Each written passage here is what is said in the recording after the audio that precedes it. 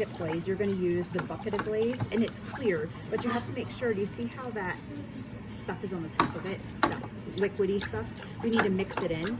So if you're careful, you can use the dipping tongs just to mix it up so that it's all not liquidy on the top, so that the two different parts are mixed together. And then you literally, when you dip, you take the dipping tongs and you grab a hold of the piece, just like that. And this is just like what you use at home in the kitchen. This one is, okay? And then you're gonna tip the bucket so that you can dip straight down into the glaze and not hit the bottom. When the bucket's full, you don't have to tip it, but when it's not full, you have to tip it. So then you're just gonna dip straight in, make sure it's dunked all the way under, and then pour the excess out.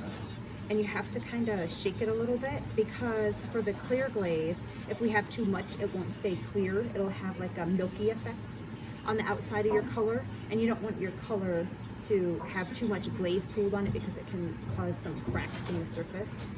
And then if it's got cracks in the surface, is it food safe?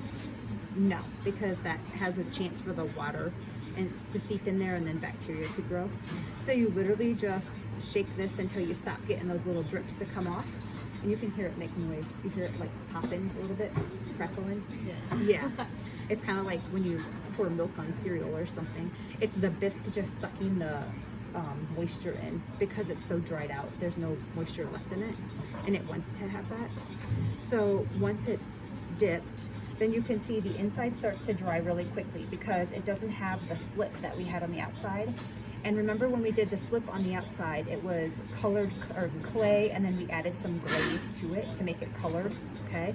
So since there's already some glaze on the outside, when we do the next layer, it takes it lots longer to dry, because this colored slip is not as porous as your actual clay. So it stays wet on here. See how it still looks wet, like puddled on the outside? Longer than the inside. The inside is already dry. Okay, because this is the actual raw bisque. This already has some glaze mixed into the colored clay. So it kind of already has a little bit of a barrier on the outside, because it's got some glaze on it already. So it just takes it a little bit longer, but you can see like right here, it's pretty much dry already. So as soon as it's dry enough that you can grab a hold of it, you can let go with this.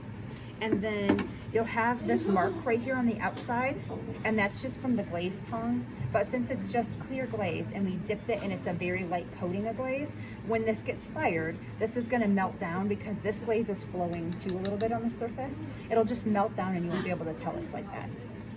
So then the bottom isn't dry, so I'm not gonna sit it on the bottom. We just sit it on the lip on your paper towel. And then when it's completely dried, you can take it over and put it on the drying cart. And then once those are totally dry, we'll load them into the kilns, and they'll get glaze fired. And then when they come out, that'll be that glossy coated surface on everything. Okay? Right.